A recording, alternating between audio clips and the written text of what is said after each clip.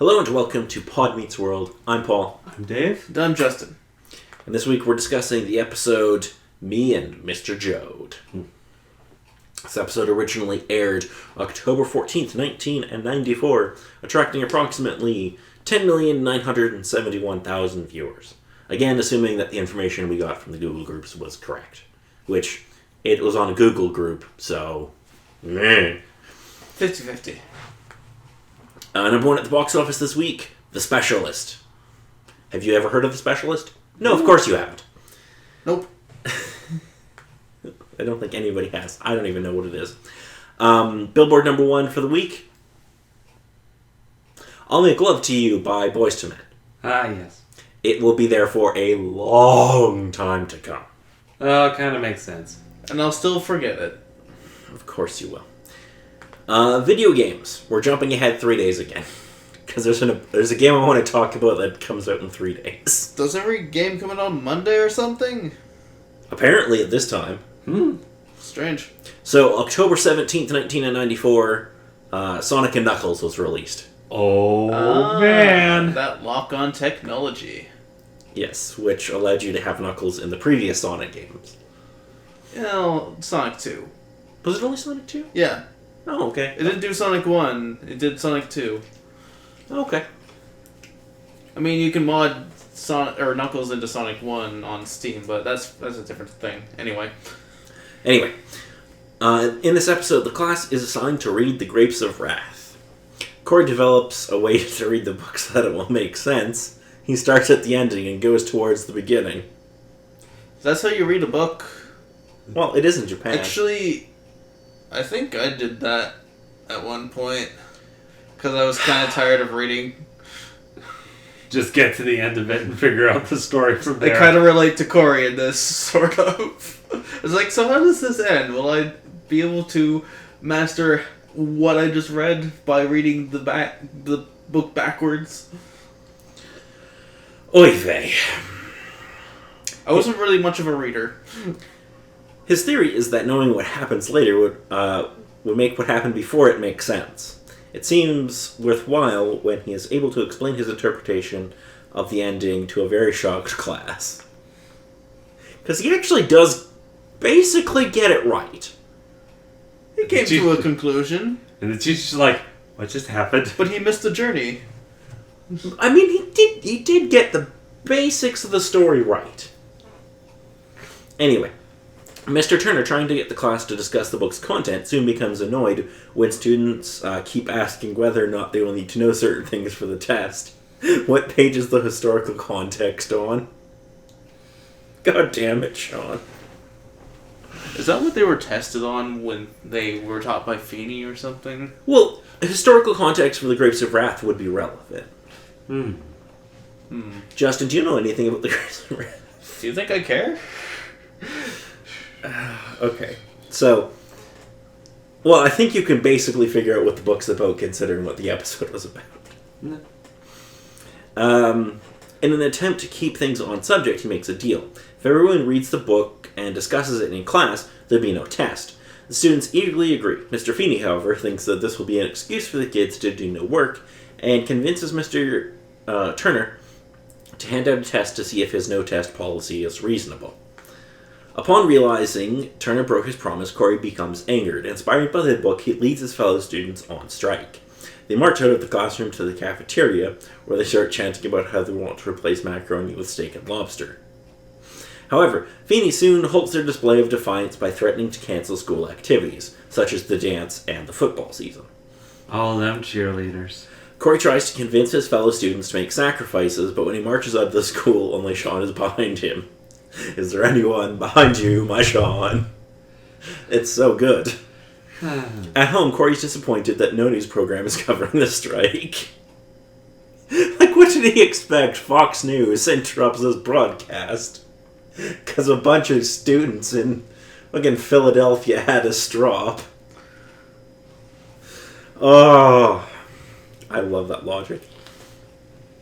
Instead focusing on that dumb missing bomb story. I feel like that's more of a story than your school hissy fit. Yeah. Yeah, it's a hissy fit. He is soon assaulted by his peers yelling at him for making trouble, but Turner stops by to apologize for starting it all. And he gives him a lecture about how kids can't go on strike because they're not legally adults, and having to take a test is better than struggling to make enough money to support their families.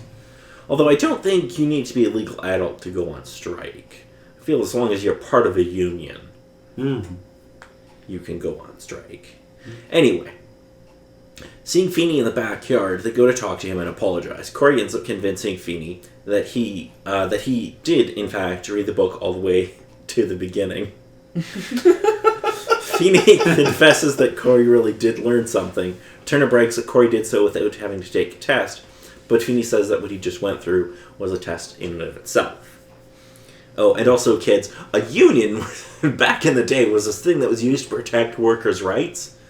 I understand you don't know what they are anymore. I just feel like it's relevant to make sure people know what a union is. Yeah. Because, you know... unions aren't really much of a thing right now. Have you ever had a union job, Justin? Safeway counts. Yeah, that's what I was going to say. I'm like, I've had one, and that was working at a grocery store. Yeah. So, yeah. Checks out. Anyway. What did you all think of this episode?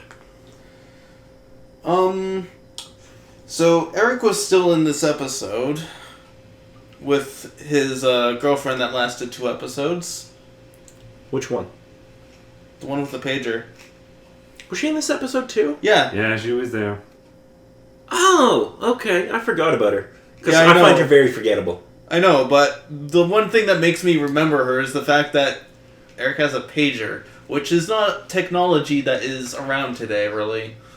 Well, no. This is before the cell phone. Well, yes. This is 1994. He was not going to have an iPhone. Yeah. Man. It was one heck of a loud pager, though. Yeah, no kidding. They just cranked that up. Well, he had to make sure he heard it. You had to be sure that he heard the call from her. That one. Desiree, yeah, she was Yeah. annoying. Also, because her accent is just... Well, won't you just say pudding there, hon? I can't stand it. No, it was kind of insufferable. Yeah. That's the word to use there. Alrighty, did either of you have anything else to bring up about this one? I should read another book back to the beginning. You should read The Grapes of Wrath. Read The Grapes of Wrath, Justin. But read it from front to back. The proper way, not back to front. Well, what if I don't understand what's going on when I'm reading through it forwards? Then you're an idiot. Yay! It's like, I don't read a whole lot. It's only like 400 pages. Only, well, yeah. Maybe like 450. I guess only. You can knock it out in an afternoon. True. There. You'll be more educated, and you'll have learned something, maybe? Wouldn't that be nice? I do that sometimes. When? Educating myself? I don't know. On happens. important things and not anime bullcrap. 50-50. You fucking never. Educate yourself on the important things in life, like pro wrestling. That's important. Yes, it is. It's far more important than anime. Anyway, if neither of you have anything else to add about this episode, next week we'll be discussing the episode The Uninvited, where Corey gets invited to a party that Sean doesn't. And things happen. Anyway, until then, I'm Paul. I'm Dave. And I'm Justin.